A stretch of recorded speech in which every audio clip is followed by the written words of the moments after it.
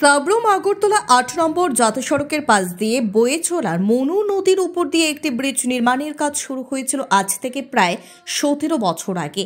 কিন্তু বাম শাসনের অবসানের পর রাম শাসনেরও ৬ বছর অতিক্রান্ত হয়ে গেল, ব্রিজের নির্মাণ কাজ এখনো শেষ হয়নি। এই ব্রিজটি চালিতাছড়ি এলাকার কয়েক হাজার মানুষের চলাচলের একমাত্র পথ।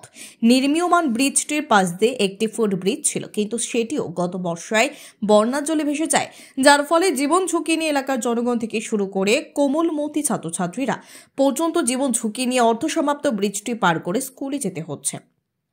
এ বিষয়ে এলাকার জনগণ দফায় দফায় জনপ্রতিনিধি থেকে শুরু করে প্রশাসনিক আধিকারিকদের কাছে আবেদন নিবেদন করেও কোনো ফল না পাওয়ায় অবশেষে আজ সকাল থেকে সাবরুম আগরতলা ৮ নম্বর জাতীয় সড়ক অবরোধে বসে।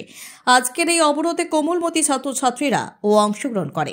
অবশেষে বেলা ১০টা পর্যন্ত অবরোধ চলার পর প্রশাসনের হস্তক্ষেপে এনপিসিসি এর ডেপুটি জেনারেল ম্যানেজার আগামী ফেব্রুয়ারি মাসের মধ্যে ব্রিজটি নির্মাণ কাজ শেষ করা হবে বলে লিখিত প্রতিশ্রুতি দিলে জাতীয় সড়ক অবরোধ প্রত্যাহার করে এলাকার জনগণ।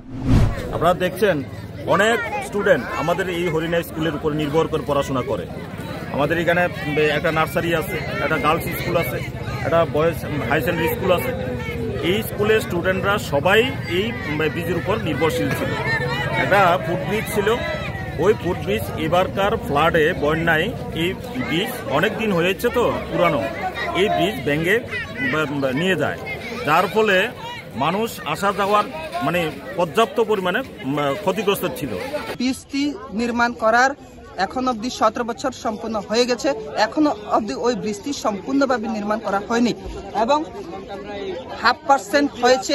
অবশিষ্ট বাকি পার্সেন্ট কখন হবে তার কোনো সিকিউরিটি এখনো সরকার দিচ্ছে না। তো সেই কারণে আমরা পথ অবরোধ করছি।